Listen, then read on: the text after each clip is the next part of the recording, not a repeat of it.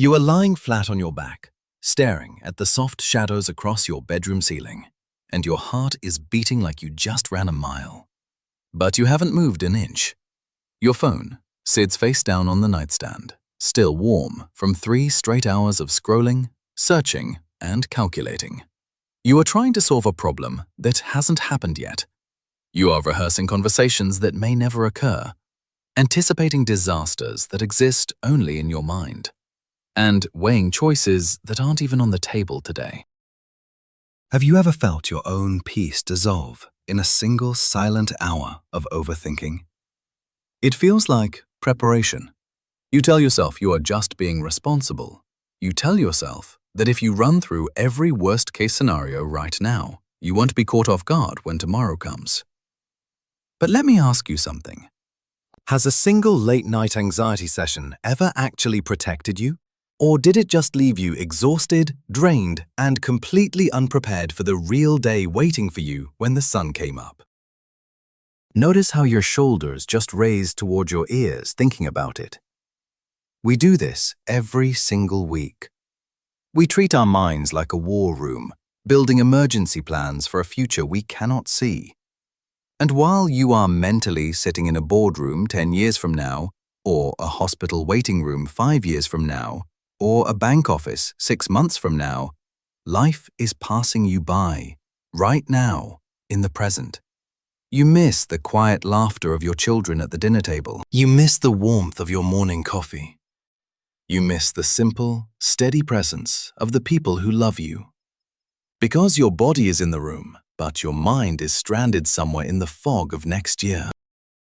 Here's what most people miss about this kind of mental exhaustion.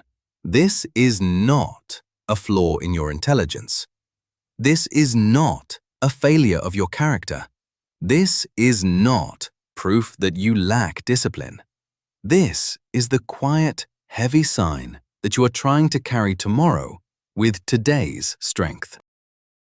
Many centuries ago, before modern roads or streetlights existed, night travelers in the ancient world carried a tiny oil lamp. It was a humble little clay dish, barely larger than the palm of your hand, holding a single wick soaked in olive oil. It didn't cast a blinding beam across the landscape. It didn't light up the whole mountain path ahead. In fact, if you held that little lamp out in front of you on a dark road, it threw just enough light to see exactly 24 inches of dirt. 2 feet. That was it. If a traveler panicked and tried to swing that tiny dish wildly around to force the dark forest to show all its secrets a mile ahead, the wind would blow the flame right out, leaving them in pitch-black darkness. Why would anyone design a light that only shows 2 steps at a time?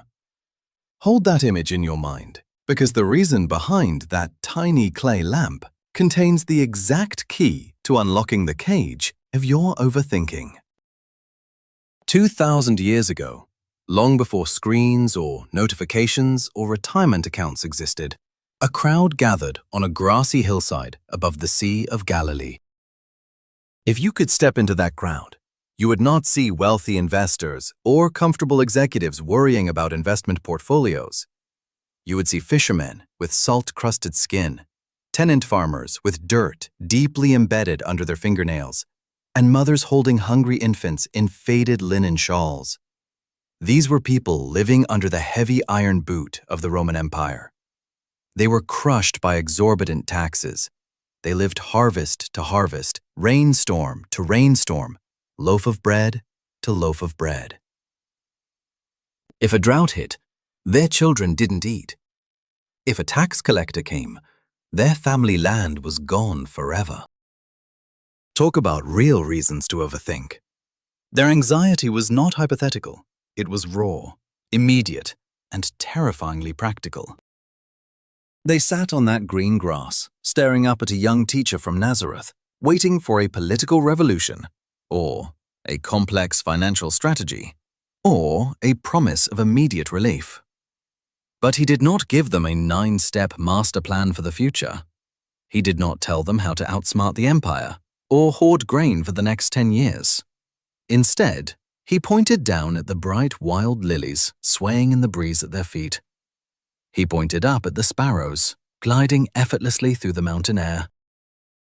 And then he said words that stopped them in their tracks, words that have echoed down through centuries, directly into your quiet, overthinking bedroom tonight. In the 6th chapter of Matthew, verse 34, he looks straight into the tired eyes of those anxious people and gives them a command. Therefore, do not worry about tomorrow, for tomorrow will worry about itself. Each day has enough trouble of its own. Now watch what happens next. Notice what he did not say. He did not pretend that life on earth is easy. He did not say that pain doesn't exist or that your problems aren't real. He explicitly acknowledged that today has trouble. Real trouble. Weighty trouble. But he drew a hard, divine line in the dirt at midnight. He forbade them, and he forbids you, from dragging tomorrow's hypothetical darkness into today's light. Can you imagine how strange that sounded to people whose entire existence was spent trying to secure next week? What if the anxiety you are feeling right now isn't proof that your life is falling apart? What if it is proof that you are trying to govern a day that God hasn't even created yet? To understand why these words have the power to heal your mind tonight, you have to look at how God actually distributes His grace. When the children of Israel were starving in the desert, God did not drop a 10-year supply of food from the sky. He gave them manna, soft, sweet bread that appeared on the morning dew. But there was a rule. They were only allowed to collect enough for one single day. If someone got anxious, if someone overthought the weekend, if someone tried to hoard bread in their tent for next Tuesday, do you know what happened? The extra food spoiled by nightfall. It turned to dust and worms. God was teaching them something profound that your overthinking heart needs to hear right now. God does not give you grace for problems you do not yet have. He does not give you strength for a crisis that exists only in your imagination. When you sit in bed at 2 in the morning, worrying about 3 years from now, you are trying to survive a room in the future that God has not built yet. You are standing in an imaginary hallway, facing imaginary monsters, entirely alone, because God's presence and grace are not in that imaginary future. His grace is anchored right here, right now, in the physical reality of today. And this is where it gets remarkable. Remember that ancient traveler carrying the tiny clay lamp? The light that only showed 24 inches of ground. That was not a flaw in the design.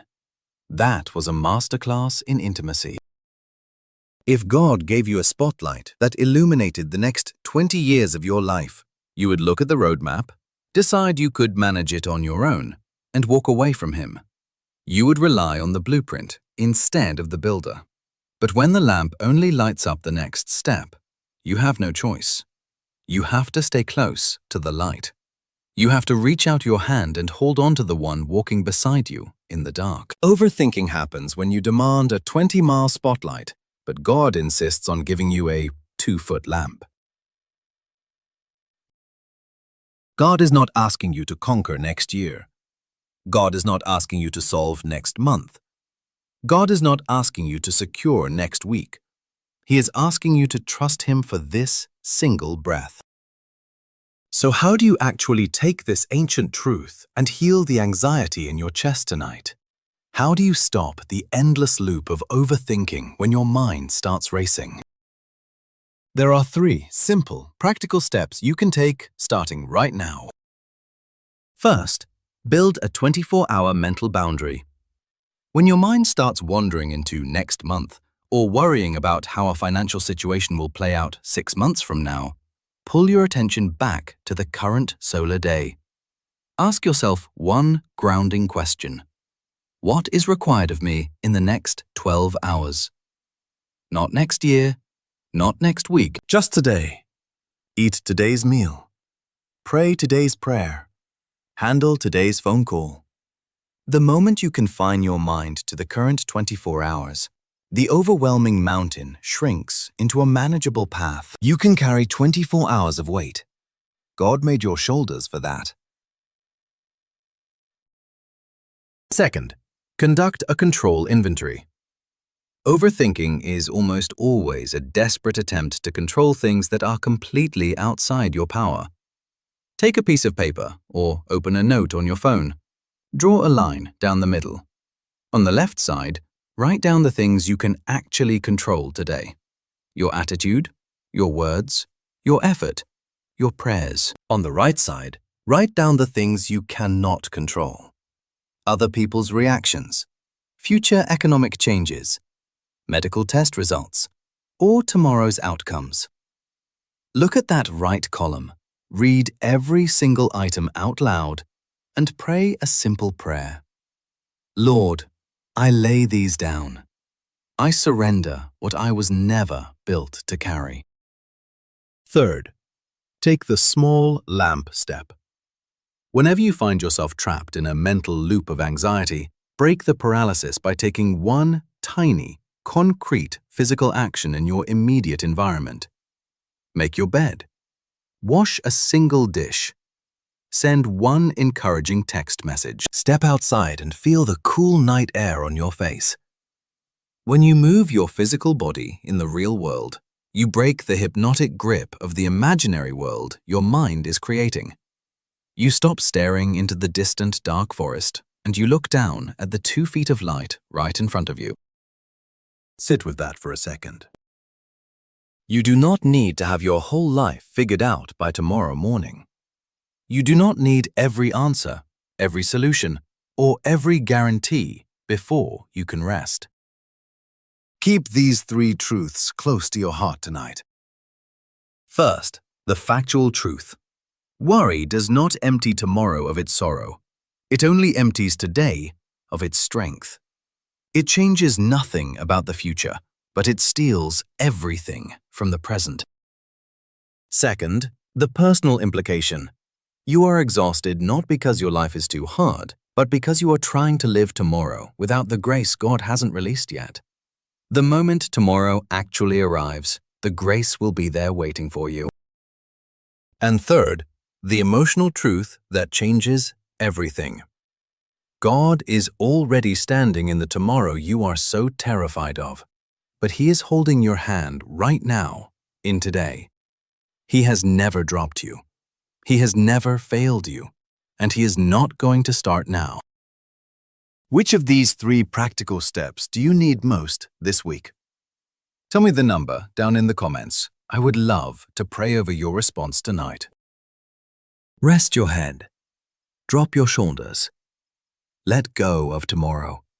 The God of the universe has already taken care of it.